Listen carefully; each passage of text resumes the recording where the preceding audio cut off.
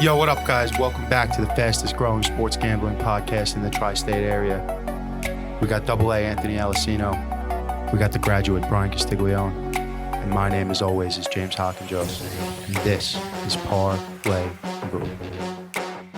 What's up, everybody? It's week one.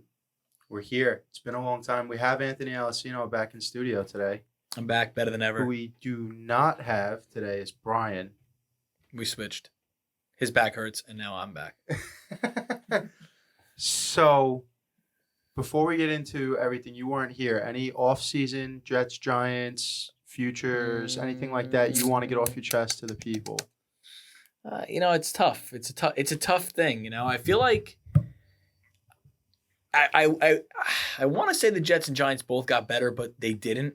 At the same time, I don't know where you guys left off last week. I don't know how in detail you got. I was laying up in bed for a week, but I think the talent's there for both teams. I just don't think the what's the word I'm looking for? Production is there, if that makes sense. Like I think Tony, the wide receiver on the Giants, Kadarius Toney. Yeah, I think he could play ball. I don't think we're going to see him much this year at all. I think there's just too much people already in place there. I think he may be a little factor in the kicking return game and things like that. But I don't think he's going to be like a world-beating talent now. Well, what you think? They got John Ross over there. So you got John Ross. And Sterling Shepard and Darius Slayton and Kenny Galladay. You know what I mean? They're still up in the air about Saquon Barkley, which I think he's going to have a good year. I do. And then you look at the Jets. It's like they lost Lawson on defense. Yeah, huge loss. We went over that. So it's like you don't really know where they stand, and like some people are talking up Zach Wilson like he's a mix between Peyton Manning and who's the guy? Marino. Oh, that's everyone's right. saying Dan Marino, especially in terms of the speed of the release. Now I get that he might be a special talent. As for this year, it's tough. They're not there. You know what I mean? 6 and 11. 6 and 11. It's going to be. Adding more. I'm going to tell you right now. I'm going to mess up. I can't even express how many times I'm going to mess up this year saying that it's going to be 16 games instead of 17. Yeah, we went through that already in the first show. And that changes the win totals for the year. That really affects them. You would think so, but when we did it, in terms of the actual action, number. Yeah. But when we did it, the numbers didn't seem very different from a regular year. When a common folk, you say, how many games are the Giants going to win? 5, right? Well, with that extra game, there's a big difference between like that's the big difference. And some teams I don't know. It's almost impossible to tell where that last game came from, right? Do you know who the lowest number with red leather, yellow leather? Do you know what the lowest win total was over under that we used on the show for any team? The lowest number, or for any team in the league, yeah, the lowest number that we had. The Texans. No, yeah, it's the Texans for sure. I'm saying the number 4.5. It was either 4.5 or 4. Yeah, I think it was 4.5. Yeah, I don't think you could. I don't think you can, from Vegas' standpoint. I don't think there's any money to be made in anything less than 4 because you want people to take the under too, right? And nobody's going to take under 3.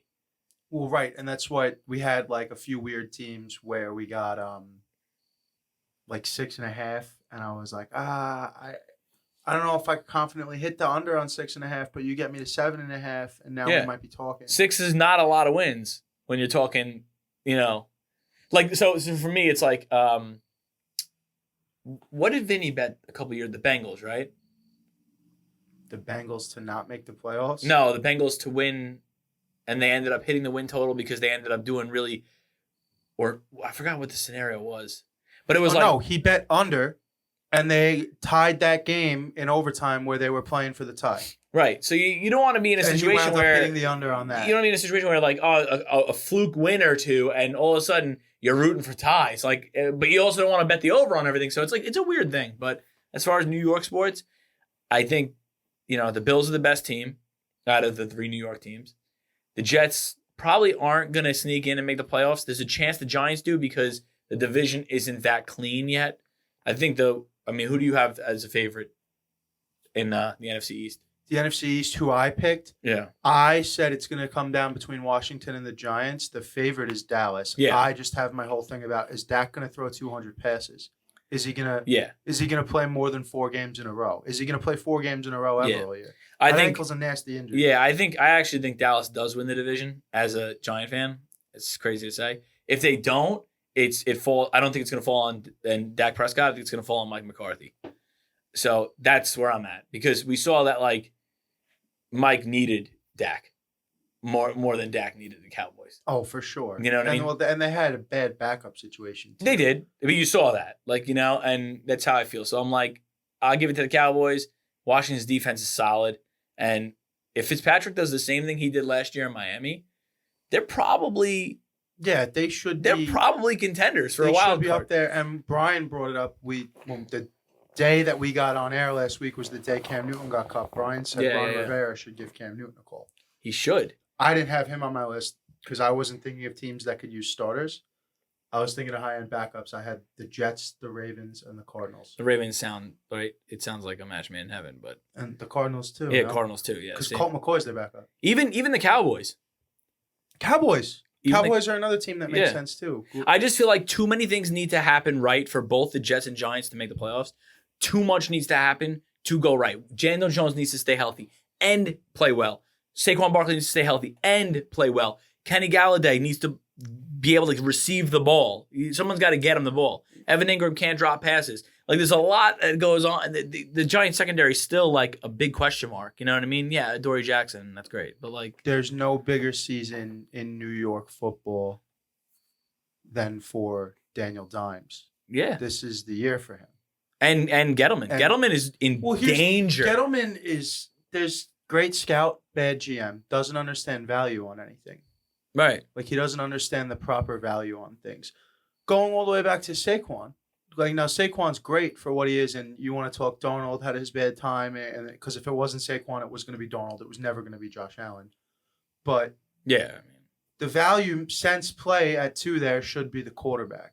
It shouldn't be the running back. Yes. So, you know, from looking at good scout, not great value evaluator. if you understand. I don't think the pick makes sense still. And back then, of course, I was happy about it. Don't get me wrong. But Saquon needs to rush. Okay, not even rush. I'll say Saquon needs to combine for rushing and receiving yards this year at about, I'm going to be realistic, but not so realistic, 1,400 yards for me to be like, all right, he's healthy. It was worth it. We can build off this. Let's re-sign him, run it back. Well, the ultimate way you justify the pick is, does he get to a second contract? Yeah, but you could give a lot of guys a second contract based off So for me, a second contract as a top 5 pick is like, I got to make you like the highest paid player. Do you know how far back we have to go to find a Jets draft pick Oh my God, in the first round that signed a second Well, there's contract? a reason why. It might be Mo Wilkerson. The It's last NFL, time, 2011, Mo Wilkerson. The Might be last NFL time. offers their retirement fund After three and a half seasons. service seasons. Oh, I think it's 3 or 3.5 service seasons, but there's a reason why. You have to get that second contract, basically, right? Basically, to secure the bag. It's weird. I mean, the average NFL career is 3 years. We can't be handing out NFL 401ks No, I get it. to anybody whoever gets a day. You know, Brendan Schaub shouldn't be collecting retirement money from the NFL for his 3 days with the Buffalo Bills. No. But, hey, so we'll see how it plays out. I mean, I'm sure I'll have more shit to talk after week 1, but for now.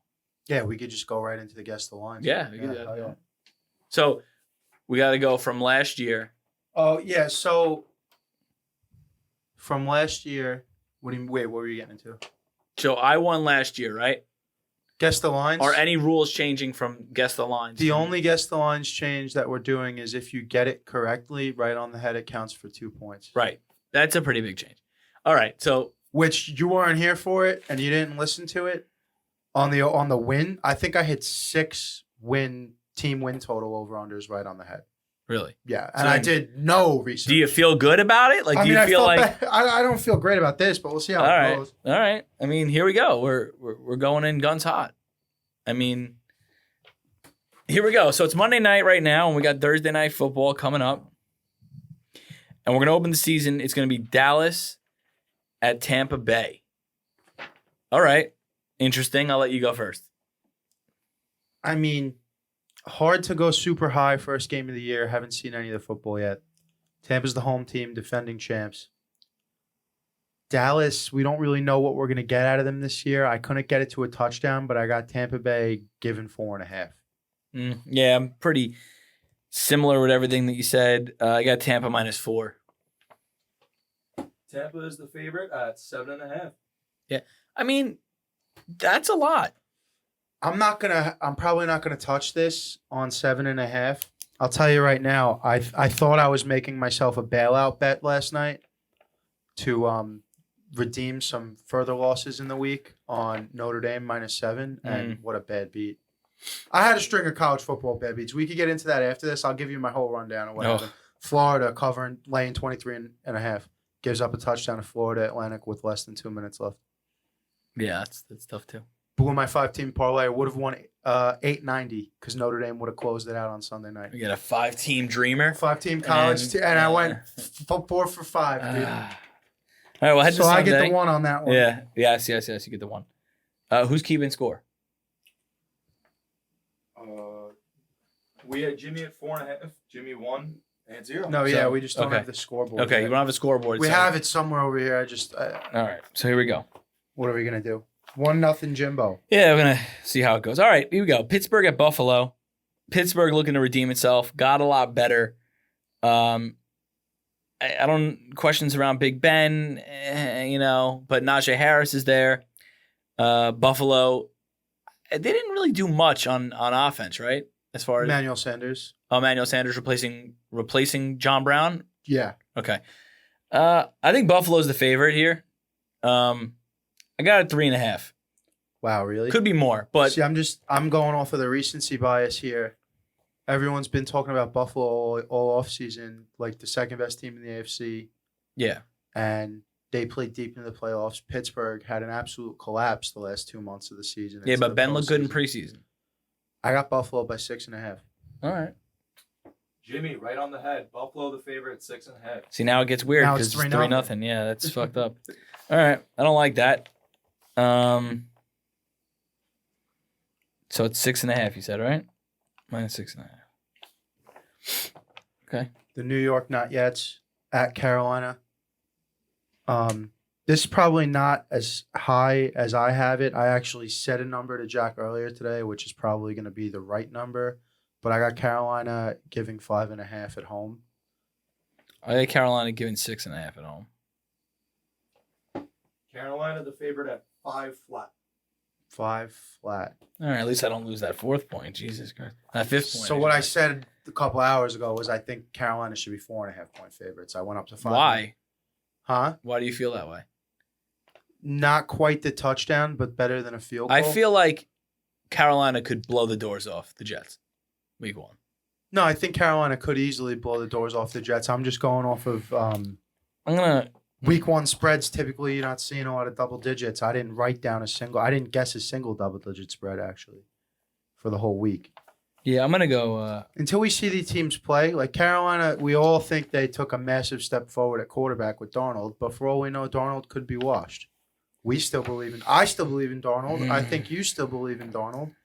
Everyone seems to think it's better than Bridgewater. And if it's better than Bridgewater, then they should blow. And McCaffrey. But then again, you look at Bridgewater and you're like, so much better, but then he won a starting job. So it's weird. Yeah, but I disagreed with that. We talked about that too. So Drew Lock, I think, is. All right. Well, Drew Lock is going to win you more games and lose you more games. Teddy is just going to, maybe they think they could do it elsewhere. Besides, well, whatever. This one, tough one here. Jacksonville at Houston. Because Houston's home. That's great. Tyrod Taylor is a formidable quarterback. Trevor Lawrence, we haven't seen him. Like, I don't know. Etienne, right? That's how you say his name? Etienne. He ain't there. So it's like, I got Jacksonville -2.5. Interesting. See, you hate to go and make a team a home dog when they're playing against the rookie quarterback. And I talked about it a little bit last week. Jacksonville cannot keep Trevor Lawrence upright. in the preseason they couldn't keep him up. Yeah. Right? That being said, I got them Jacksonville giving 1.5. Jacksonville, the favorite at 3 flat. All right, so I'm back. I'm in the column here. Score is 4-1. Yep, 4-1. 3 flat. All right, so I'll tell you right now. By the half point. I like the over. You like the over? Do you know what the over under is? No, I just feel like it's going to be a 30-30 game. I feel like it's going to be a gun slinging. It's going to be an offensive showdown. Yeah. Because there's no defense. Yeah, exactly. All right, Arizona at Tennessee. Tennessee's one of my favorite teams, and I went so low on the spread. I went low as well. I went so low. -1.5, Tennessee's favorite. I didn't go that low. I didn't really know what to make of this game because Arizona, I know we like to root for them. I know we made some money on them last year. We lost some money on them last year too. I think Cliff Kingsbury is the worst active head coach in the NFL. Oh, my God. Said that already last week. This one was hard for me. I think Tennessee has got a little bit of like the you just got the new shiny toy at Christmas and we're all distracted about it now and we forgot that mom and dad are getting divorced. Okay. So, but what is the mom and dad getting divorced though? Like their defense is not all as right. solid. That's fine. If that's what if that's mom and dad, not that's as fine. solid as we all think and remember from last year. That was weird. Yeah, all right. The defense. I'm okay with it. And if Taylor Lewin, I mean, love busting with the boys. Shout out the boys, great show. But if Taylor Lewin goes down again, they drafted a kid, but that offensive line situation, you never know. I mean, God bless. I had 2 ACLs. Never want to see it happen to someone. Right. So. Tennessee by 3.5. Tennessee, the favorite, by 3 flat again. Damn, 3 flat. Okay. So it's 5-1, 3 flat. I could see it actually. I mean, yeah, I like Tennessee. I'm gonna circle it. Who am I kidding? I like Tennessee. All right, this is the hardest pick for me this week. Chargers at Washington. I don't know what to make of it. I don't know what to make of it. Yeah, this one was hard for me too. I almost had the gall, some would say, to go with a pick'em guess in week 1, but I didn't. Ultimately, what it came down to is we got a home team and what I think is a close matchup, so I'm giving them the 2.5. Washington -2.5. Well, I had the gall. I have it out of pick'em. LA, the favorite, by 1. Yeah. I'll take that one. You got the goal, you got the goal. That's it, dude. LA by 1, huh? Which I like. Which might as well be a pick 'em. I'm gonna circle it, I guess. And I don't like when I have too many circles. The only real way I deduced this is because I had Jack get the spreads, obviously, and he's still pretty new in using the book and everything. Yeah. And he never once asked me about a game that didn't have a spread, so I assume there was no true pick 'em. I mean, I didn't really. I could totally see it being a pick 'em for Sunday. I mean, by the time we get to Sunday, this is like sure. everyone knows that Monday is like a lifetime away from the Sunday spreads, but on the book it had it as 1. So no, I believe that if it was a true pick 'em, there would be no number, and you'd it be would have like confused you, and you would have said something. So about it. Next game, Philadelphia at Atlanta. I think Atlanta's offense is pretty decent. I don't think they're a good team, but I don't think they're as bad as everybody says there is. They are, sorry, I should say. I'm going to go Philly as the favorite here. Wow, really? Yeah. But Philly at Atlanta. Yeah. But I'm only going to do it by 1.5. Nah, see, I think Philly's garbage. Love that. I love that take. I think Philly's trash, dude. I do. I love that take. I really take. do. I don't think anyone there is sold on Jalen Hurts. I think the only one in the building that's sold on Jalen Hurts is Jalen Hurts. Sometimes it's all you need, baby. I don't think Matt Ryan's done yet. That defense is a little suspect, but the offense is still going to be there. I got them at home, inside the dome, -4.5. Okay. Atlanta, the favorite at 3.5.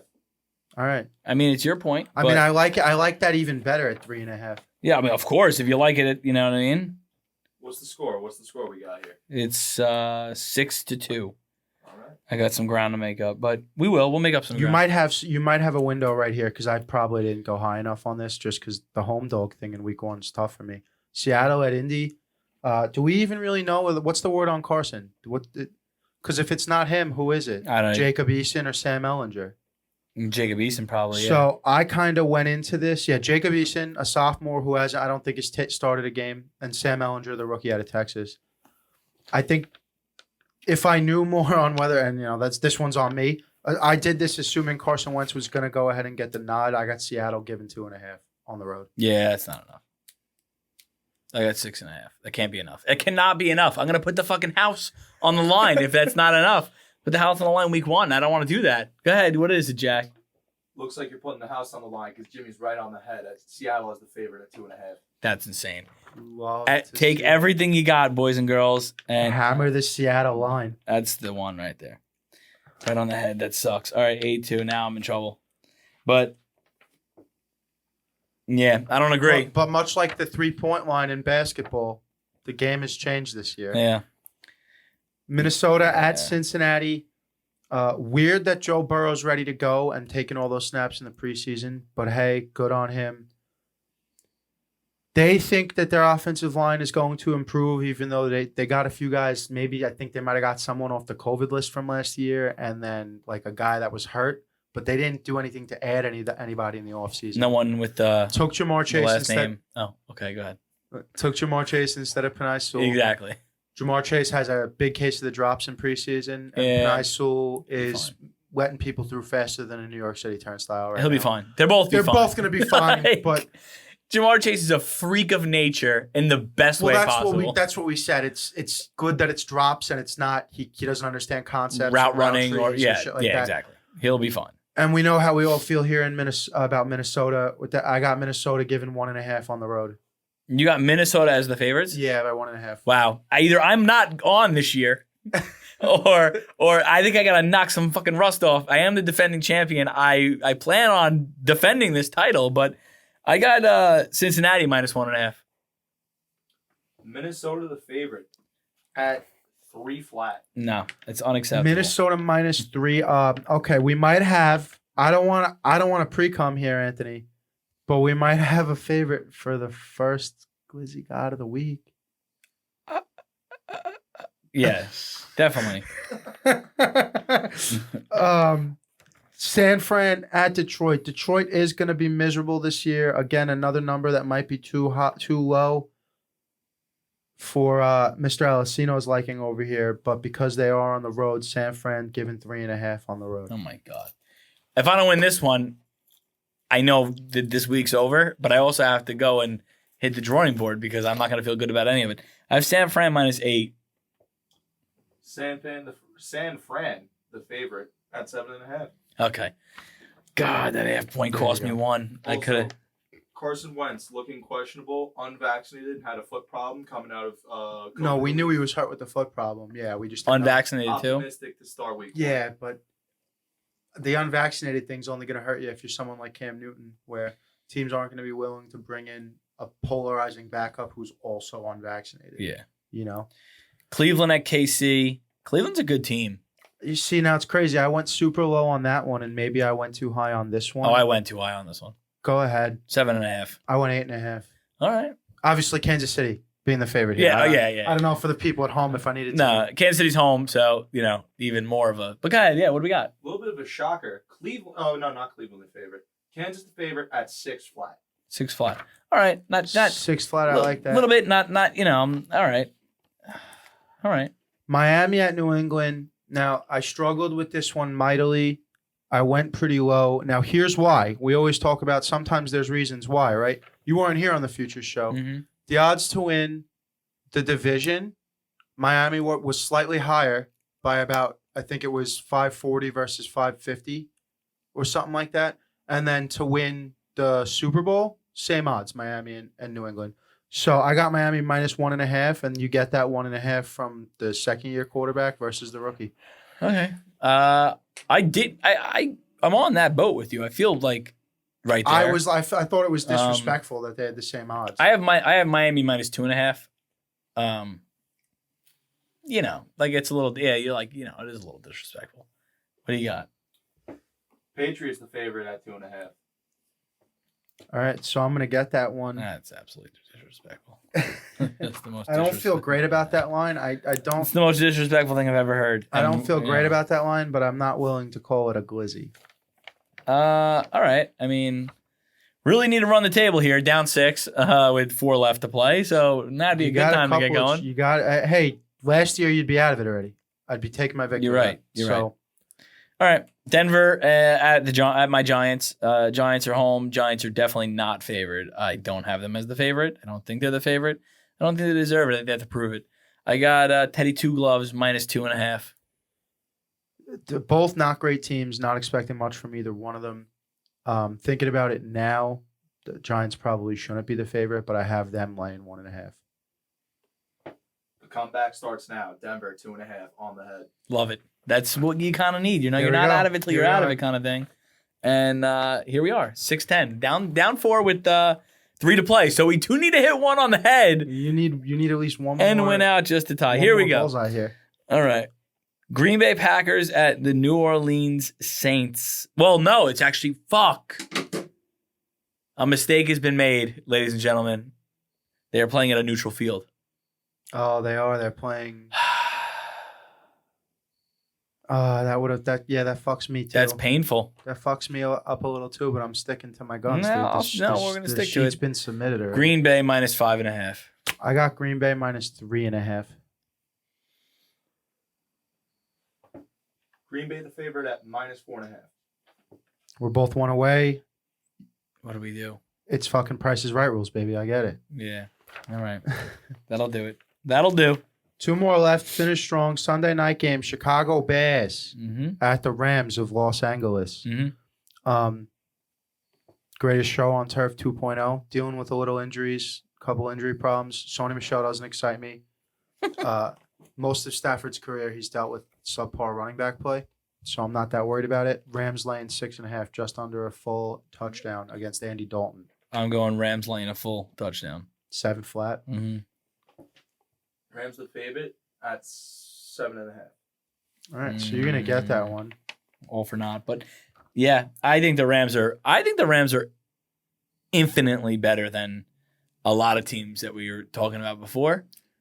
Well, I think we're all gonna find out who's been right the whole time and who's been wrong the whole time and who's been duped about Matt Stafford, because had his career went differently, and maybe a different team takes him instead of the Lions, or maybe the Lions just have their shit together for any part of the last decade, and we're talking about this kid completely differently.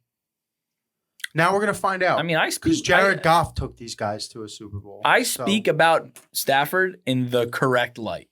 I think Stafford is an absolute stud.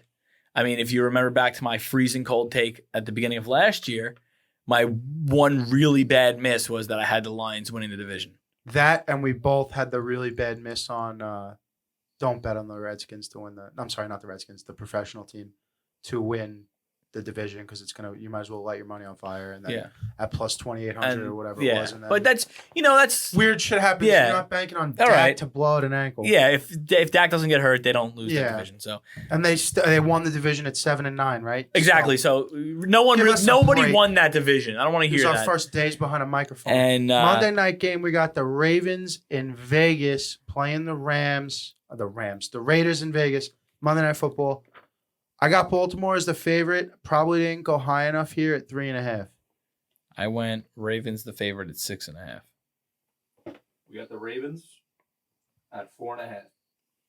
Wow, Ravens at 4.5. I did pretty good today. You did. I think that's pretty low. I'm not gonna lie to you, and I'm not. It was 12-7. So you won week 1, 12-7. Too good. There you go. I'll give it to you. I mean, there's the playing weeks left. I'm not nervous. But you are up 1-0, and I feel like, and you get that bet now, right? That we're still doing that, right? Yeah. So now, as we know, we haven't gotten it yet. 2 shows into season 2, we haven't gotten there yet. But the crew regularly is me, you, and Brian. Brian's going to be in on this game regularly when he's here.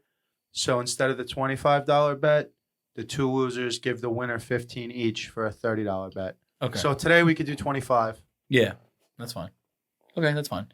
So a lot of these spreads I really got to look at to be able to come up with picks, but I do like a few games. Yeah, I didn't. You wrote down the spreads as we were going. I didn't. For the most part. For the most part. Before Well, we should probably take a break. Yeah, let's take a quick break. All right, what's up, guys? As everyone knows, this season we are on YouTube. Last season we weren't, and I got to be honest with you, we were dressing like shit a little bit, you know? We weren't worried about what people saw. We were wearing pajamas. We had Anthony coming in wearing whatever sweats he wore to work that day. Half the time I'd roll out of bed and show up to the studio. But now the people are going to see us, and we got to look fresh. We want that fine Italian fucking material. That's right. We're talking Saatchi di Dinero, streetwear brand from Long Island, New York. The gear is fire. It looks good. Right now, I got the M5 Motivated Money Making Monday morning hoodie on, okay? You're going to be able to get this and so much more at SaatchiDiDinero.com. Promo code HAVOC is going to save you 10% off. That's SaatchiDiDenero.com. HAVOC. Promo code HAVOC gets you 10% off. Always authentic, never counterfeit. Saatchi Di Dinero. All right, we're back from break. Stardom, sit-em time. Fantasy football. I'm back from a 1-year hiatus. I didn't play during the COVID season. I did. Dynasty. Only one league. Now I'm in 4. So I guess you could say I'm back too. Right? We're all back. Yeah, we're all back. Everyone's happy. I got Javonte Williams and Jamar Chase this year, so I'm happy. We got Brian's better half, Anthony, making his rookie season this year. Making his debut. Yep. Young Buck coming back from a rookie season, moving to the sophomore. Jack's sophomore year playing with the big boys this year. He won his league as a rookie last year with his friends. With his friends. That doesn't count. Doesn't count. He's not playing with real friends. Okay. And I also found out he was telling me that he brought like the top 300 sheet with him to the live draft, and all of his friends were giving him shit because he had a cheat sheet. And I was like, well, that doesn't make any sense. That's common knowledge, right? Except then I later found out it was my brother Phil's cheat sheet that he had used for his draft and wrote notes and circled players and highlighted stuff and then gave it to him. So I was like, all right, well, that makes a little sense. Will picked your team for you. I'd be mad too. Yeah, it's a little weird. Especially if your entire team were players that he highlighted for you to pick. You didn't make a single pick on your own. But congratulations, you won. You're in the big ocean now. You were in a little pond. Now you're in the ocean with killers out here, boy. I started playing football in 2004. How old were you? I'm gonna be honest, and I mean this from the bottom of my heart. What year you were born? I was born in 2002. Great. So that's 2 years. That 2 sucks. years. That sucks. 2 That makes years me feel old he was so old. when I started playing fantasy ball. Bro. That makes me feel so old that he just said that. He's post 9/11. I was waiting for 2000. What the fuck? My mom's was like 4 or 5 months pregnant on 9/11. I'm gonna be honest, and I mean this from the bottom of my heart. Either I'm incredibly good at fantasy football, or every single person I play with is incredibly average. I've never missed the playoffs. Ever in any league I've ever been in, I've never missed the playoffs. Like I said, I'm either really good or everybody I play with is really bad. There was at least 1 or 2 years where you were absolutely missing the playoffs if you weren't able in our league to run the table at the end. If you weren't allowed to in our league unload draft picks because it was a keeper league. Or unload, but because you unloaded draft picks that 1 year. And that's silly shit because let me tell you, folks, as a fantasy football owner, you control it all. You're the GM, you're the scout, you're the coach, you're everything. And if I tell you asses aren't going to sit in seats if you don't start trading some picks and getting back into this race, how is that on anybody else? That's a great play. You do what you have to do. It was on anybody else. You do what you have to do. In standard regular fantasy leagues, you can't unload your first, second. Well, I don't play regular standard fantasy leagues. Those are for losers. I play keeper or dynasty, or you got to have the ability to trade the next year's pick, or I don't want to be part of it. All right, man. You know, all right, I'm looking for generational talent, generational wealth when I make my picks and my plays. I'm trying to prove that I'm not full of shit when I'm on the couch saying I could do better than Dave Gettleman. Exactly. And just look at my record over the last 7 years in Gettleman's. I'm pretty sure mine's better. Let's get to it. What do we got here, Chief? All right, we're going to start with quarterbacks. We got Kirk Cousins or Joe Burrow. Joe Burrow. I don't even want to think about it. I like Joe Burrow this year. He stays healthy. It went in there. No. He stays healthy. He's my guy. I mean, I tried to take him in one league, and you're going to be like, oh, not that fine. It was a keeper league. I tried to take him. I didn't get him. Got Ryan Tannehill. Am I happy with Ryan Tannehill? Yeah. Would I be happy with Kirk Cousins? No. No, I would never be happy with Kirk Cousins. We hate the Vikings on this show. Yeah. We absolutely hate the Vikings.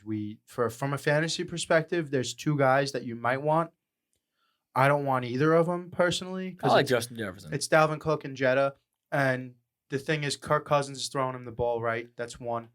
And the other thing with Cook is, has he ever played 17 games? Now 18. Well, yeah. Well, now 17 games. Previously 16 games. Has he ever done it? I agree. His. So like that was my thing. Like, am I using my third pick on him?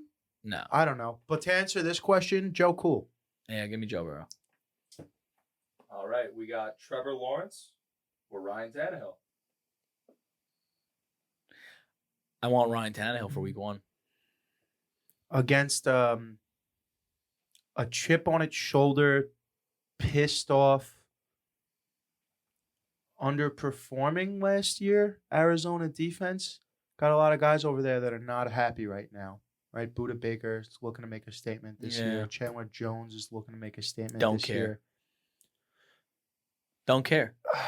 Yeah, I'm not going rookie quarterback week 1, so I'll take Tannehill. Yeah, I mean, I have just rules to this shit. Like, if you're in a standard 10-team, 1-quarterback league, there's no reason to start a rookie. Tannehill has a very he can use his legs, Tannehill, right? Not that he's to get around. Not as crazy, but he could definitely sneak one in on you, get one in on you. He could definitely. I'm not saying he's a rushing god, but whatever. Derrick Henry is going to exploit the Cardinals defense, and then what do you think's going to happen? Play action over the top. Julio over the top to AJ Brown, over the top to Julio, over the top to AJ Brown, and we know Ryan Tannehill can throw the ball. Like, there's no secret anymore. He can throw the ball, right? He always could throw the ball. Well, there was a part in that guy's career where we were like, Adam Gase doesn't want his quarterbacks to throw the ball. We've seen I'll it take time and I'll take time Tannehill. out. I wouldn't. I mean, maybe I'd take him the whole year, but I'll take Tannehill right now. All right. Next up, we got Ryan Fitzmagic and Jalen Hurts. Give me. I'm gonna look at the matchups before I talk. Chargers got Derwin James back, and Bosa's gonna be there all year. I want Fitzpatrick. I don't. I want Fitzpatrick. For all the good things I said about Atlanta, I still think the over is a lock for this Philadelphia-Atlanta game. Whether it's a close game or not, who's to say? But Jalen Hurts is going to be chucking that fucking football all day. And Jalen Hurts got the legs. He could get you. I don't think Jalen Hurts is anywhere near as good a thrower of the football as Ryan Fitzpatrick is. I'm not comparing. And, I'm just Ryan Fitzpatrick. Well, I'm just giving you my take. And I think Scary Terry now has the best quarterback of his career. Right? Which is still sad to say. But safe to say. Safe but right? sad. Curtis Samuel. Right? Whatever. Logan Thomas. Couple years with Cam. You think Fitzpatrick now is better than Cam 3 years ago? The thrower of the football? Cam 3 years ago before the shoulder started to go. Now he was like a rookie or a sophomore at probably, yeah. But I think Fitzpatrick's a more complete quarterback. Not that Cam Newton's MVP here. I'm not trying to pick one to be the quarterback of my New York Jets. No. I'm not looking to do. I'm looking for who would I start or who would I sit if I had them. I'm sitting Jalen Hurts. I'm starting. This is a situation for me where I'm playing the defensive matchup. Derwin James and Joey Bosa are going to eat Ryan Fitzpatrick. I can't argue with you. And that's why I go Jalen Hurts. And this is what we're here for, disagree, to agree. Ryan Fitzpatrick. Next. All righty. We got the big matchup. We got Matty Stafford or we got Justin Herbert. Justin Herbert's my guy. Both going against rough defenses, right? It's tough. I think if either one of these two games has the chance to go under 24 total points scored, it would be the Chargers-Washington game. So with that being said, I'd go Stafford because I think even there's a chance they run it up. There's a chance they could run it up, and then it's hand the ball off a lot. But I just think I'm gonna go Stafford here. The ridiculous. That's a good one. That is a very good one. The ridiculous silliness of these primetime games all ending up going under. It was 61% last year of Thursday night, Monday night, Sunday night football games that went under 61%. That's significant data that you can go off of. Now, is it fluky? Yeah. Will it carry into the next season? A lot of wild over-under numbers last season. Right. Will it carry into the next season? Probably not. it makes me want to lead towards Herbert. I'm not gonna. I'm gonna go Stafford as well. Yeah, and that's me saying that Herbert's my guy this year too. Yeah. And I'm taking Stafford. So Yeah. All right, we're going to move on to running backs here. We got DeAndre Swift or Ronald Jones. Okay, so Swift's a little beat up. but that is his job to hold Mm-hmm. with not much outside interference. It's going to be his job to Yes. lose, just like it was last season. San Fran defense going to be healthy. That's rough. Here's the thing with Rojo, and I told him because he drafted him, Jack meeting. I almost took him in the draft because I thought about all the good times me and Rojo had last year, but then I thought about all the bad times. And when it's bad, it's bad. And when it's good, it's good. And you got Fournette back there, who's absolutely a fan of Tom Brady wants him playing the pass protector role for sure. Catches it a little bit, but he's going to be pounding it a lot in between the tackles too. You don't have to love him, but it's the target share there, so to speak. Snap percentage share that you're not going to see the same drop off with DeAndre Swift. So if you're a volume guy, DeAndre Swift. If you're looking on one 47-yard touchdown run that's going to bolster most of Rojo's stats, then go Rojo. But I'm taking Swift. I'm a volume guy. I'll say that Swift is going to be one of those guys that's going to be highly game planned against, in my opinion, because there's not much talent there. So it's going to be one of those things where it's like, and I think Jared Goff, as much as you shit talk him, and I don't think he's worldly, I think he's going to be better than like a Joe Schmo rookie. You know, he's not a bottom feeder quarterback. He's an average middling starting quarterback in the NFL. In the NFL, though. So he's pretty Here's the fucking problem. good. He's You know already what I mean? he's already on team 2, and this is where I see it going. Detroit probably doesn't do well. 3 to 5 wins. They're looking at one of Tyler Shuff from Yeah, Texas that's Tech. all good and dandy. And then Jared Goff winds up bridging next year, and then at the end of next year they can cut him for nothing, which they will because they're not going to pay him. And then what? What is it? It's clipboard time. Maybe, but Unless he plays the Lions out of the ability to draft a quarterback, right. which I don't see happening. Well, what I'm saying is Swift is going to be game planned against heavily. Tyrell Williams is your number 1 wide receiver over there. That's the only thing that scares me. And he's not 100% healthy. That's the only thing that scares me. Rojo, maybe not in this game, but a lot of games, Tampa might be able to blow teams out, and you might get just that volume, that workload from Rojo because they don't need to throw the ball type, you know?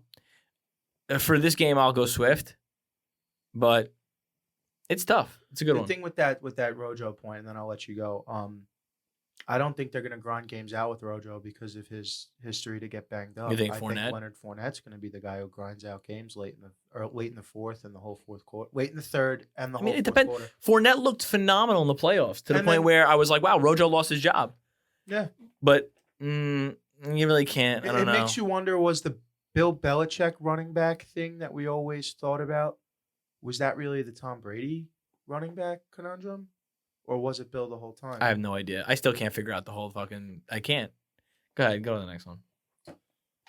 Our next matchup, we got Raheem Mostert or we got Zach Moss. Okay. Want me to go first? Do you go first? You can go first.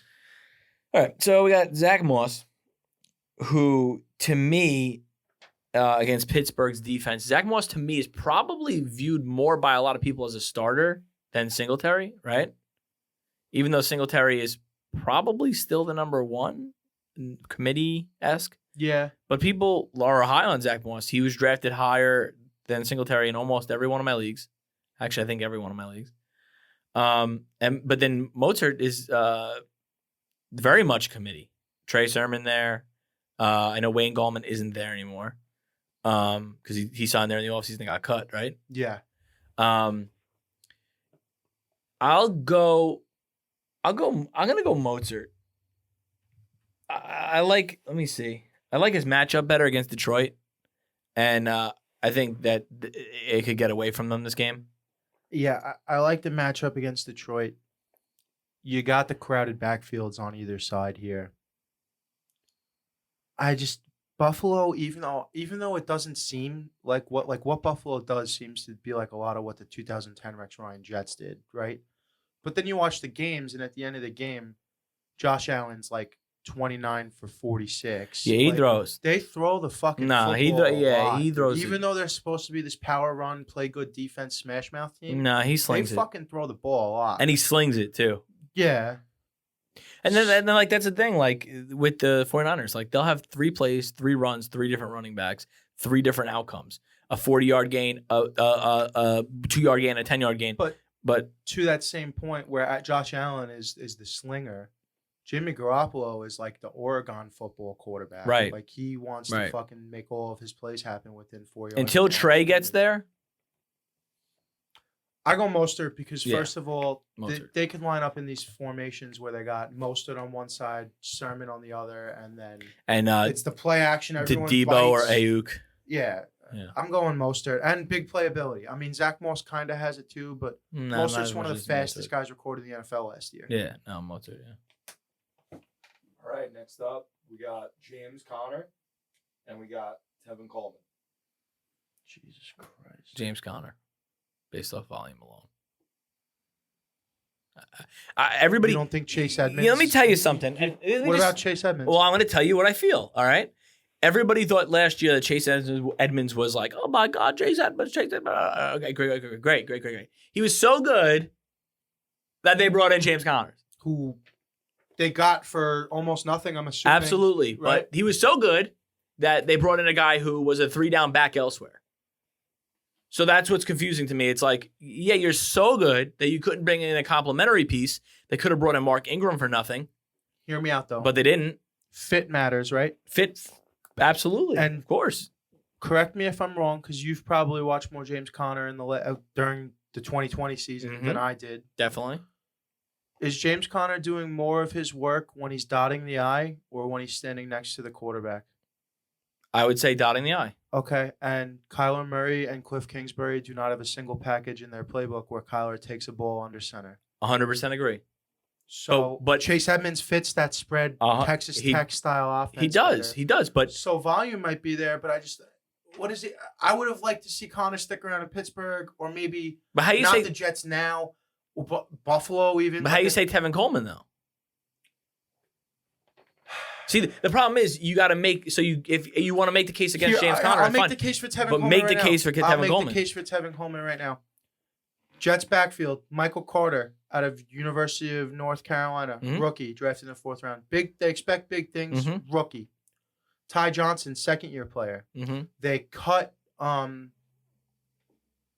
other running back. I can't think of his name right now. And then LaMichael Pirine, 2nd-year player, big running back between the tackles. Big boy, yeah.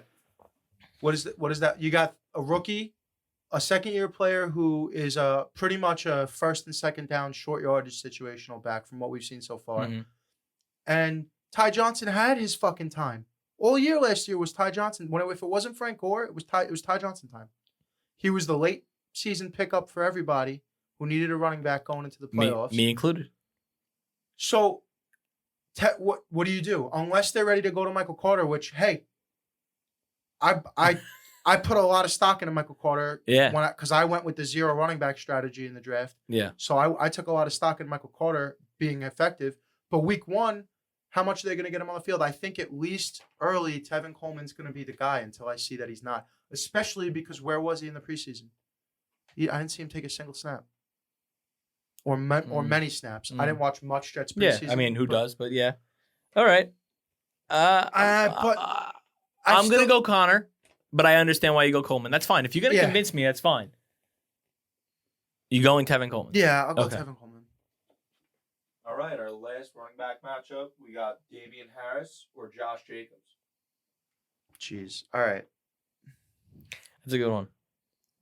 Now, the Josh Jacobs, you okay? 4 words. Are you okay? 4 words. 4 words, one phrase that I'm going to find myself using a lot when people bring up Josh Jacobs, talking about how good he is or how good he could be, or if they should trade for him, or if someone. Give me a break. Give me a fucking break with this guy, dude. All we've heard about is Josh Jacobs this, Josh Jacobs that. Has he finished as a top 12 fantasy running back yet in his career? Has he? I don't know. Probably not. It doesn't feel like he has. Top 20 last year. Top 12. Has he finished top 12? Not in his career. And they've gotten seemingly worse. They seem like they're going into a rebuild. Did you hear they called the Bears about trying to trade back for Khalil? They called the Bears back about trading back for Khalil. Are you serious? Yeah. And the Bears said no thanks. No thanks. We'll take the best fucking. The Raiders, Actually, the Raiders might be my favorite team to fucking short all year. we thought about it. We're gonna keep the best linebacker. We decided we're gonna hold on to him. Hey, you guys think we could get back Khalil? Yeah. For what? All those picks back? Like what the? And so, fuck? two big things with Davian Harris. We talked about this earlier. Cam Newton is no longer there to vulture goal line touchdowns. Yeah, that's the big thing. About 2/3 of the way through the season last year, when Bill kind of realized this was a wrap, he shut Davian Harris down. There was no real big injury. He was a healthy scratch. I'm willing to bet that if we put a poll out for this one right here, I would come back 80-20 Josh Jacobs. I'm going to go Davian Harris. I'm going to go Davian Harris as well for the two reasons I laid out, as well as he's my running back one. I don't think that Josh Jacobs is all that in a bag of chips, but I bet you off of name value, I bet you 4 out of every 5 would say Josh Jacobs. When we look at guys like Josh Jacobs, it reminds me of like the Trent Richardson conundrum. Like, does he run through people? Does he run around people? Trent Richardson ran around people because he didn't really like contact. And when you don't really like contact in this league, what happens? You're Trent Richardson doing what he did. You're out of the league in 3 years or less. Yeah, if you're going to be a guy that goes about his business. That I've had with Najee Harris, and I know you and Nick took him really early in our draft. Well, he might be sick, and you're not wrong. Everyone's taking him in that early second round slot. No, but we got him the last pick in the second round. Oh, you last pick of the second round? Yeah, so when he fell there. Makes sense. I think he probably is going to be good, but he's one of these guys, especially coming from Alabama, just like Josh Jacobs, just like Trent Richardson, just like Mark Ingram. All of these guys we have this argument about, for the most part, do they like contact or they don't? Because at Alabama, half the time they don't got to run through anybody's face. Yeah, it's different. You know? I was just... And once I got the 10th pick, I knew I wasn't taking him 10 or 11. So an arm tackle from a D1 defensive back, who's now an accountant after 2 years. Right, you know what I'm saying? Like writing a local sports blog on the local JUCO football team, wherever. That's not the same as a seething, foaming at the mouth middle linebacker, whether he's a rookie or not in the NFL, who's looking to make these plays. You know what I'm saying? It's different. It's just different. So yeah, you could shed off a weak arm tackle of a guy who really doesn't want to tackle you. Like, I'm sure there's plenty of college players, and I mean, you could probably agree with me probably, that are like, I'll let somebody else get him. Like Najee Harris. Yeah. Nah, not worth it. Nah. You know what? We're gonna make a business. I'm gonna make a effort, but And there's it's like when you go and pretend like you're gonna go meet the guy at the rim, but then you don't go up. You're like, business decision. Yeah, it's a business decision. So next, we're gonna move it on to receivers here. We got Michael Gallup or Curtis Samuel. Wait, we did make that clear, right? That I wasn't going Josh Jacobs. Oh yes. You both went on Davian Harris. All right. We got Michael Gallup and Curtis Samuel. All right. You're talking about a number 3 versus a number 2 in their respective offenses, which is my first problem. You could argue Michael Gallup might wind up being the number 2, but when in terms of fantasy points on this team, nope. But I definitely promise you, CeeDee Lamb's going to be the number 1 receiver out of and this you think trio. I think Amari Cooper might, because of his tendency. He's had a real problem with drops the last few years, and like I'm not. That's a fucking tough take. I'm not convinced that Dak is gonna fucking. I understand. Dak's 100%. And then you're talking a number. Well, actually, I guess Curtis Samuel is probably the number 3 on. No, he's the number 2 on the professional team. When you say 3, you're saying slot, or are you saying just the 3 on the depth chart? No, I'm not saying slot. I'm saying the 3rd. You know what I'm saying? Guy. Because Gallup is going to be. He's going to be slot, right? No, or Lamb? Gallup's going to play on the outside. But Lamb's going to be slot? Lamb will be in the slot mostly. But that doesn't make you the number 3 receiver. No, I'm just trying to figure out how you talk about option. Offensive option in terms of the passing game. Yeah. Gallup might not even be 3 because then you throw in the tight end. I'm going to go. Curtis Samuel standing next to Terry McLaurin on the other side with Fitzpatrick throwing him the ball. New change of scenery. No, Teddy Bridgewater not afraid, definitely afraid to throw the ball. Ryan Fitzpatrick will throw it as far as his dainty little arms will let him go. Yeah. Not afraid to sling it. I think it's I'll a good. go Curtis. Yeah, I think it's a good question. I think it's a good matchup. I'm gonna go Curtis Samuel too. Sad about it. All right. Next, we got Tyler Boyd and Cole Beasley. Tyler Boyd. Tyler Boyd. I don't even want to say anything. Tyler Boyd. I got nothing more to say. Honestly, I'll say this. Emmanuel Sanders' presence hurts Cole Beasley's value in that offense. I never would ever want to say that Cole Beasley's a fluke because I don't think he is, but I just think there's a regression here. I think Emmanuel Sanders' presence is going to hurt his value in that offense and his production in that offense, and I think the vaccination shit is going to hurt him in the long run. I bet you he winds up missing games because of the vaccine deal. That's all I'll say about it. On to the next one. Juju Smith-Schuster or Allen Robinson? Jesus Christ. Allen Robinson's going to be blanketed by Jalen Ramsey all day, every day, 3 times on a Sunday. Last No time they thanks. played, it was one catch for 47 yards. No thanks. Who was the other choice? Juju? Juju. Juju stinks. Think about 2 years ago, Juju. Think about 2 years ago, Juju, and what it could What about be. last year, Juju, when I had him and he fucking sucked? What about last year when he lost me games and he cost me a fucking playoff? But he's not going to have fucking the best cornerback probably since Darrell Revis covering he him. cost me a title, not a playoff. We were in the playoffs. That He was cost then, me a this title. Is now. I'll go This is now. Juju because of Jalen fucking Ramsey, but I'm not happy. All right, moving on. A last receiver matchup. We got Odell Beckham Jr. or we got Julio Jones. You fucking got good at this over the fucking summer or That's something. good. 'Cause you were not that good buddy. at this last year. That's good. Because I was gonna say I'm staying away from Odell all year. I think the Ewing theory shit that went on with them without him last year is something to say about the way that they should be calling plays with him on the field. Yeah. I don't know if he fits into. I mean, he makes any team better, but I don't think it was the like him not being on the field is what made them better. I think they called plays differently without him. Who? The Browns without Odell. Oh, Brown. Okay. Baker plays differently without him. Yeah, but I think they call the offense. 100%. without him. But Baker doesn't feel like he needs to find him and force feed him the ball. Kansas Just City, play within there's yourself. a tendency to give up points. They got a really good defense, though. Teams are always chasing. He might boom. I've been staying away from him lately because I want to go high on him. I don't know where he's going in drafts this year. I don't know what his ADP is at. I don't know where he's going. I'm assuming it's too pretty high late. for my liking. No, it's pretty is it late. pretty It's late? I've seen him. I think I saw him go 9 or 10. I've seen him 6, 7, I'm just 8. not I've seen excited him. about it. And I'll say this about Julio: the touchdown. Is it the Falcons' fault, or is it Julio's touchdown fault drought? that he can't fucking generate touchdowns? I think other Tannehill's thing- going to try to find him. The other thing about Julio, Tannehill's going to throw beautiful jump balls to him on the goal line, but here's the problem: you got this guy named Derrick Henry on the goal line, so now it's like Derrick Henry's going to get Nah. it twice before. I'm they gonna try to take throw the Julio. jump ball. I'm going to take Julio. At least when Julio's healthy, I'm I gonna- still think he's I'm gonna better take than Julio Odell. in this matchup, but I would not have drafted him because I think his ceiling. Well, is I know 11 this isn't games. about that, but Odell or Julio Jones for the whole year. On their teams. No, better. Who has more fantasy points at the end of the year if you had 5 seconds to make the decision? And I'll even time it. I can't do Julio. I'm going to say Odell for the year. Oh, wow. I would say Julio. All right.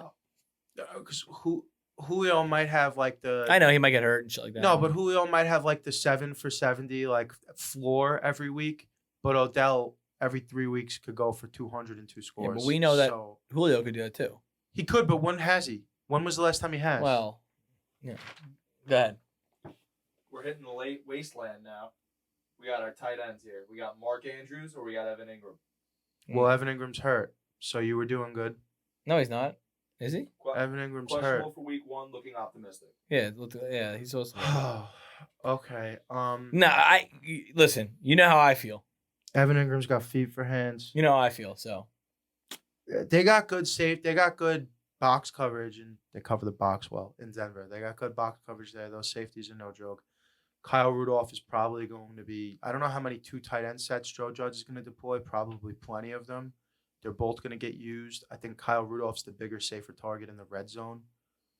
And Evan Ingram, I I'm just going think he not generally Ingram. sucks. I'll go not Ingram but on Mark Ingram's everybody. burnt me. Mark Andrews has burnt me too. Like, Whatever. That's fine. Dude, they might both have one catch each, but Mark Yeah. Ingram's going to be longer. Mark Andrews. Mark Andrews, yeah. Ingram sucks. Next up, we got Logan Thomas versus Dallas Goddard. Now, I see you getting all cringy there when we bring up Logan Thomas's name. No, I was still cringing from Ingram, but go It ahead. looked like you were cringing up at Logan Thomas. Here's the thing I'll say about Logan Thomas. Got all of these professional football players in the Washington club. They're all going to benefit from having Fitzpatrick over there. Agreed. Logan Thomas, big boy, 6'5", 260-ish. Okay, played quarterback at VTech. We've talked about this at nauseum. Came into the league as a quarterback. Yeah, you love this guy. Go ahead. 40-yard dash, 4.6. All right, you got a 6'5" tight end who's running the 4.6 40. I think he's going to benefit. I still think he's like a low end. Like, is he finishing top 15? I don't know. Who was the other? Dallas Goddard also doesn't excite me. Give me Goddard. Really? Goddard? I mean, Matchup based. Give me Goddard. I just think Devontae Smith is going to be such a heavily targeted player for Jalen Hurts this year. Yeah, but he might not even play. He's all over the fucking place. He's had a horrible preseason. I'll take Logan. Give me Goddard. All right. Next up, we got Jonnu Smith or Robert Tonyan. Bob Tonyan. I'm not playing the fucking Patriots Bill Belichick tight end game until I know for sure which one's the guy. Give me Bobby. Bobby Tonyan. Give me Bobby. Last pick 'em for the week. Noah Fant or Mike Gesicki.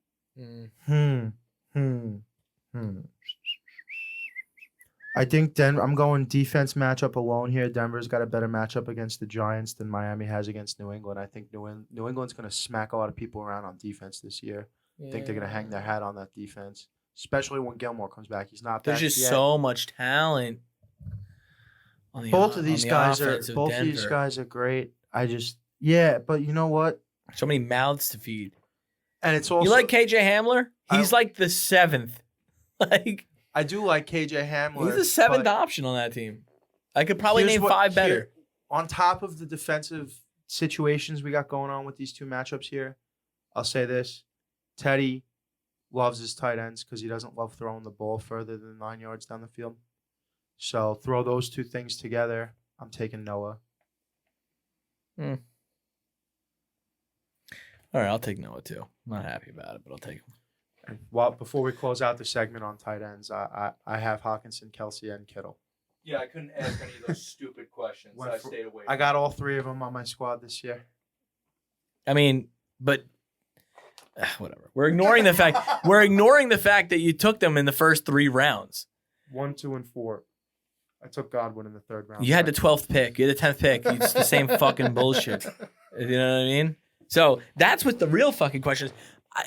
Whatever. Not only did he employ the no running back theory in fantasy, he also employed the tight end. I don't even want to say heavy because it's beyond heavy. It's a 3-headed monster. It's tight end university. Tight end university. When he ends up moving one of them for a running back, I'm not going to have to. I got a few because Trey Sermon's going to be a top 12 back. One hot take. That's not it. That's not going to be it. Give me one hot take for fantasy for any particular player. I gotta go one. Raheem Mostert and Trey Sermon both rushed for over 1,000 yards this year. All right, that's good. Wow, that's a fucking. I'm talking in terms of fantasy, but that works for fantasy. No, that's technically. That's fine. No, that works. I'm okay with that. I'll go. Galladay finishes outside the top 30 in wide receiver. Wow, that is a hot one. This isn't because. And I have him in 3 leagues. I'm not saying this because I took him. My thought behind saying this is the reason I took him. Hawkinson finishes his top 5 tight end. He finishes tight end 5. I'm okay with that. You said the lack of talent on the outside. Mm-hmm. Jared Goff loves the tight. I mean, Higbee. He might be responsible for Higbee and Everett's value over the last couple of years. Maybe Cole Kmet will have a good year too. Tight ends don't, they don't really do it the first year. You know what I mean? Yeah, the first year. I think Kyle Pitts is going to struggle especially too. He was playing behind. I've been on the Kyle Pitts is going to struggle thing because it's not even first year tight ends. First year pass catchers struggle fantasy wise. Yeah. With the exception of Odell, but even him, he missed 6 games that his rookie year. Yeah, and then but when you add in, okay, now you have a pass catcher, right? Rookie, blah blah blah. Then you add in the fact that you got to block as a tight end. That really that's a really tough thing to do, man. You're either good at blocking, or you're good at catching. It's very hard to be good at both, especially year one. The Hawkinson top 5 isn't hot enough for you. I'll give you a Trey Sermon top 12 running back, top 12 fantasy running back. So you're both on Trey Sermon.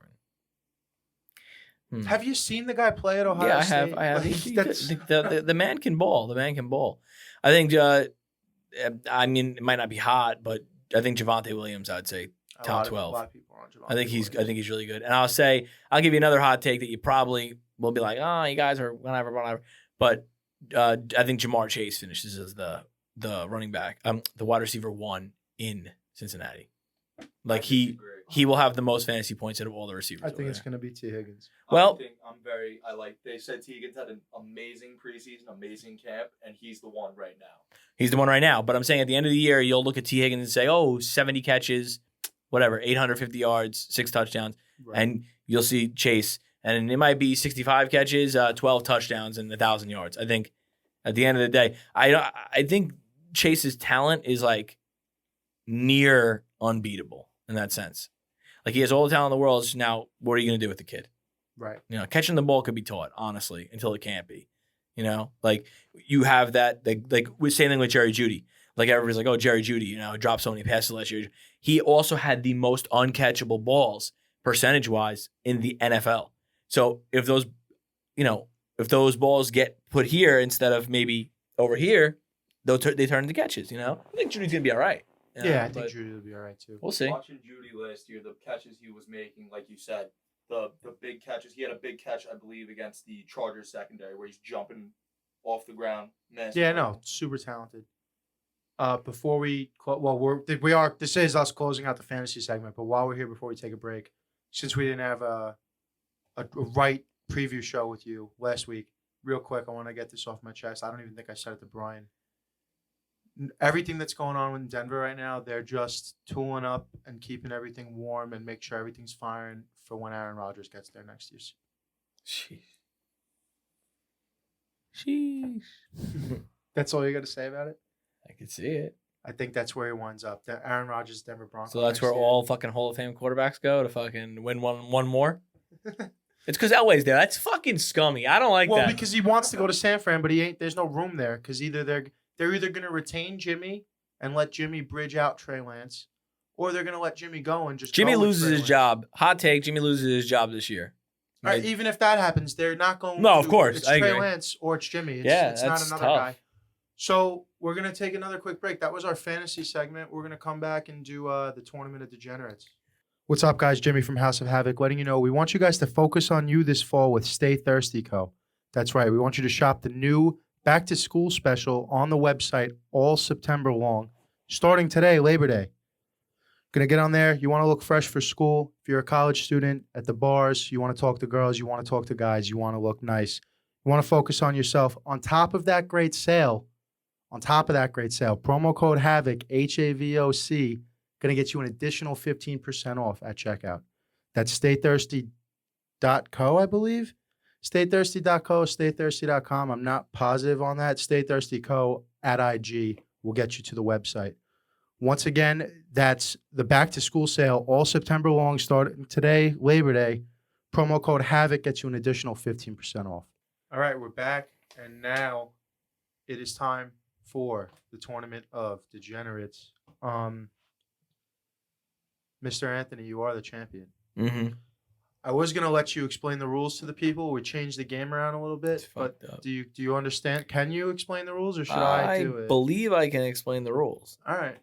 Doesn't matter how you bet or what you bet. Round robins, parlays, straights, whatever you want to do. As long as they're game teasers. bets. Got to be game bets. Yeah, no prop bets. No prop over-unders, bets. no touchdown bets, no prop bets. No over-unders? Well, over-unders on prop bets, like over-under yards. Oh, yeah, right. No. Over-unders are good, although I didn't put one in. Regular game over-unders, obviously. All right, so just real game bets. So what we're going to do this year, I should say, is we're going to get $1,000 play money per week. Every bet has to be a minimum of $100. No, it's not per week. Oh, well, Yeah, I guess you're right. in theory per week. You start in the bank with 1,000. Yeah. And you can go below 0. Yeah. But the maximum bet you're allowed to make per week is 1,000. That's what you Right. get by play money. So let's just say, for example, we have $1,000. I bet it all this week. I lose it all. I'm at 0. Jimmy's still at 1,000. The next week I have 1,000 more if I want to spend. Say I lose all that. Then the next week I'm negative 1,000 and Jimmy's still 1,000. At the end of the year, whoever has more money in their bank at the end of it wins the whole thing. But basically every week you're going to be handed $1,000 and you do what you can with it. You don't get to roll it over if you don't spend it though. So no, the maximum. If I'm negative 200, I just can't say, well, I'll take the 800 and just use it for next your week. Maximum bet is 1,000 every week, no matter what. So you're not in the business of playing minimum bet defense. Minimum bet gambling. And this is 100. So basically, if you spend every dollar you have for every week you have it, and you don't win any bets the whole year, the worst you could be is negative 18,000. Negative 18,000. So we don't want to be negative 18,000. We want to prove that hey, we know what we're doing. We want to be in the 6 figures. We're trying to get a fucking right. Yeah. So I don't know. 6 figures. I'm not doing 6 figures the way I'm taking it this week. Oh no. I'm making a small leap forward this week. So you want me to go first? You can go first. I only have 2 bets this week.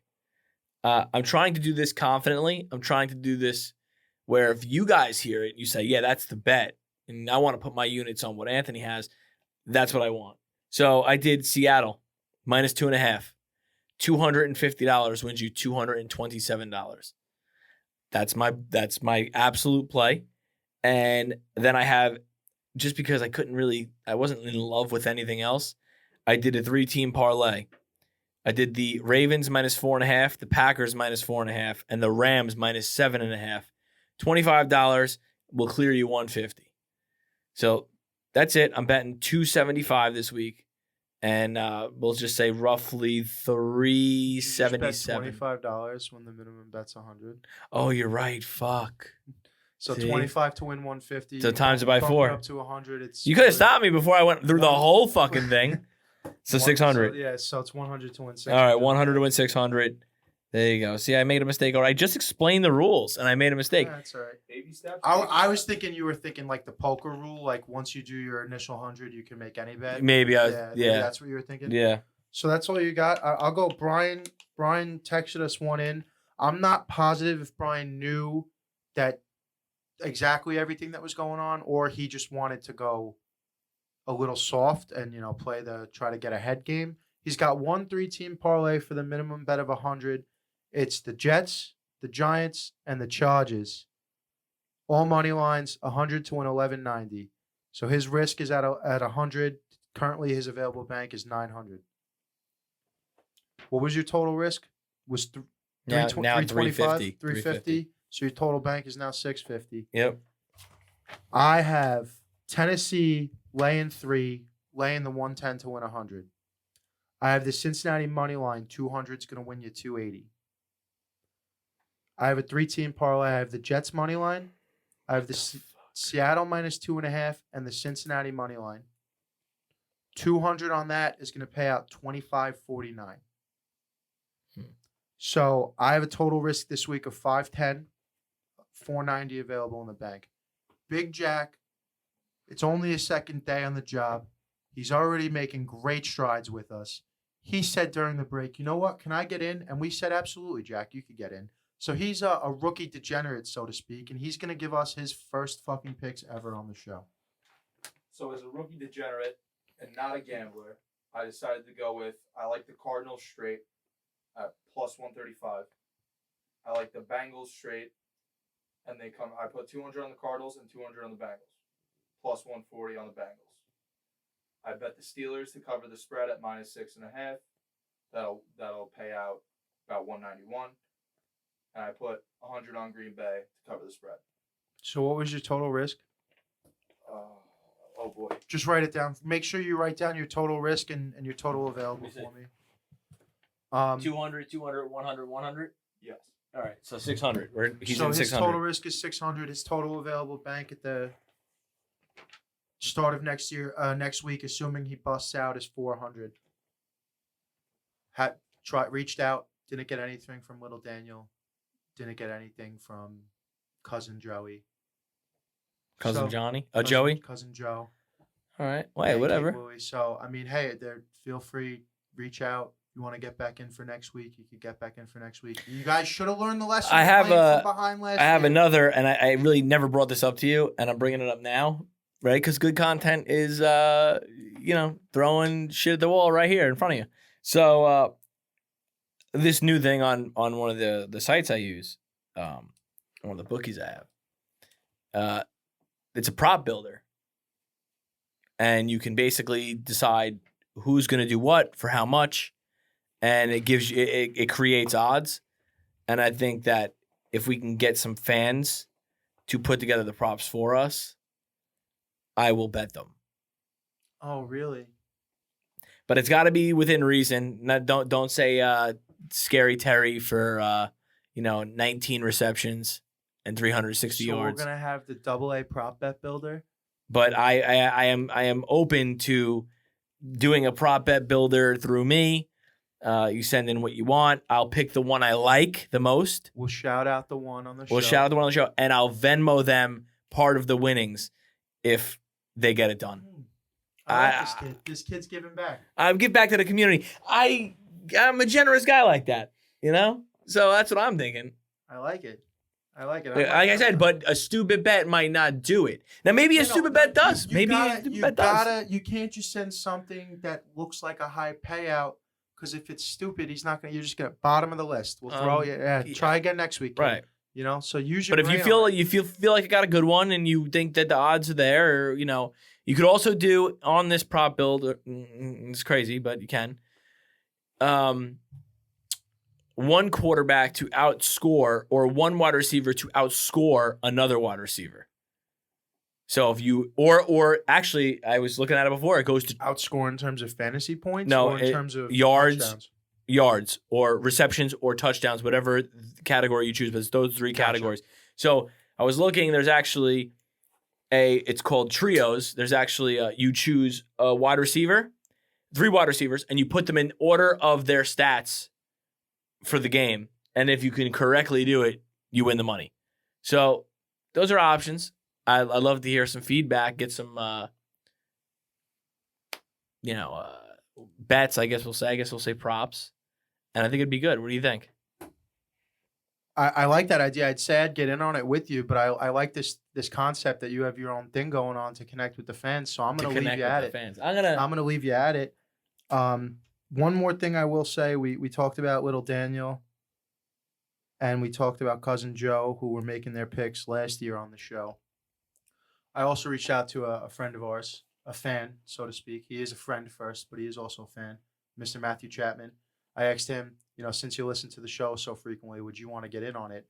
And his answer was, let me just stop you right there. I cannot tell you how much money I already give my bookie on the bets that I throw away every week. So, I never got back to him on that. But, Chap, if you're listening, it's not real money. We're not wagering real money on the show. It's just really for shits and giggles in the championship belt. There was a championship belt I was working on getting ordered, but I just didn't have the money to have. Well, I have something. Do you? Yeah. I almost dude, the thing's 30 pounds, the belt. I have something. Well, I would fucking love it. It wouldn't help my back. It was going to have the custom made logo.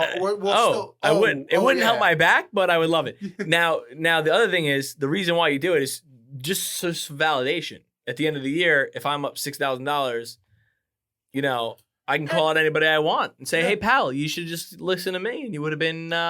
Which is honestly a perfect segue to what we're getting to. Kind of what's become the flagship, so to speak, of the show. The number one segment. Even though it's typically only 30 to 90 seconds long. It's the Glizzy God of the Week. Oh, right. It's kind of the calling card of the show here. And... You're right. You get the receipts. You get the validation. If somebody's ever going to tell you, oh, well, you're just a guy who bought some equipment, what do you really know? Well, I'll tell you one thing. Over the summer, my father, Bill, all over the wall back here, shout out Bill, he said, he's like, no, listen, I'm not being a dick or anything. This is just a serious question because I don't understand the business. Why would someone want to listen to you guys instead of Mike and the Mad Dog? Which, first of all, we'll show you right away what my dad knows, because Mike and the Mad Dog haven't been on air together in, 10 years now? So Right. he literally said Mike and the Bad Boys. I'm like, they're both uh, retired. First of all, second of all, they hate each other. But I was like, you know what, Dad? Fair enough. Fair enough. That is a good point. Why would you want to listen to me? Well, we have receipts, Anthony, and we went back to the Glizzy God of the Week numbers, and we looked at those receipts. Against the spread, AA Anthony Alessino, 13-5. Your boy, James Hawkinjoes, 14-2 against the spread. What about the money line? 10-6 for me, 9-7 for you. Now, you might be wondering to yourself, well, that's weird. You only have 16 games. He has 18 games. I picked the COVID Pittsburgh game 1 week that never got played. That's how I got down to 16. Mm-hmm. You picked 2 teams 1 week. I did. That's how you wound up with 18. But those are the numbers. So, I mean, I'm going to, puff the chest out a little bit here. Like 14-2 against the spread. First time ever doing this thing. Well, who are you? Well, I don't know. There's money to fucking be made. Am I wrong? I made money last year. I made money too. I made a couple of grand on betting on football last year. So, I'm not saying follow me. I'm saying listen. I'm saying dissect what I'm saying. Use it in your own opinion. Combine it a little bit, but the numbers are there.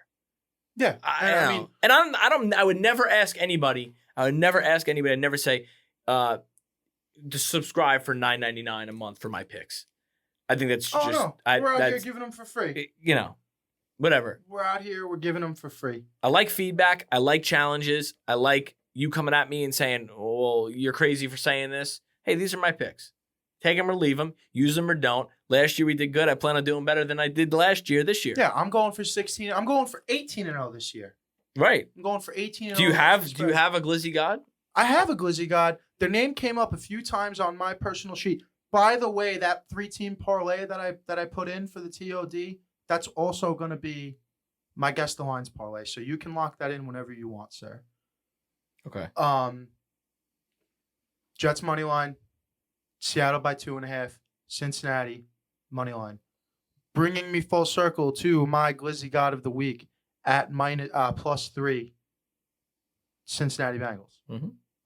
That's my Glizzy God. All right. I was thinking another team, but once I'm looking at my bet slip here, and I got action with them on 2 of my 3 bets. Like I took the money line on them twice, so they got to be my Glizzy God.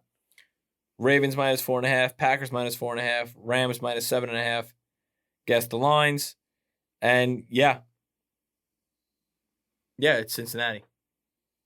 If it ain't broke, don't fix it. You know what I mean? Yeah. And I don't want to, even though I love to disagree with you, I don't want to disagree with you. I can't disagree. This is the one time part of the show where we like to not disagree. Yeah. I highly doubt Minnesota. Also, let's just be real. If we're going to talk about receipts and the records, less chance of failure when we both pick the same team. That's true, too. Less chance of failure. I don't think Minnesota has enough. I think they're probably better than they were last year, but I don't know. Dielen's another year older. The Bengals at home, Joe Burrow's return, the fans going to be pretty amped. It's going to be a tough game to lose. Yeah, it's going to just the Vikings, And I'll never root for the Vikings. Fuck the Vikings. Fuck the Vikings. My man. That wraps my show. My segments. A quick message to all the young degenerates out there. As a rookie degenerate myself, you all heard the numbers. I'm sitting here witnessing it myself. Come here. If you want to get into some gambling, learn. Learn from the greats right here. They gave you the receipts. Greatness awaits. PS4. Greatness awaits. I love that. That's great. So yeah, Thursday, just a few short days away. We got some football Thursday night, which is probably the same time you're going to be listening to this Thursday morning, because this will be available Wednesday at midnight, is what we shoot for. Just, I guess now, 5 days away. We're only roughly 5 days away from 7 hours of commercial-free football with Scott Hansen. And I can't. I can't wait for that dick that I can't stand, Scott Hansen. We're excited about that. That's our week 1 show. As always, we're brought to you by Tiger Pack Productions. We're brought to you by House of Havoc Podcast Network. We're brought to you by Sachi Di Dinero and Stay Thirsty Co. Peace out.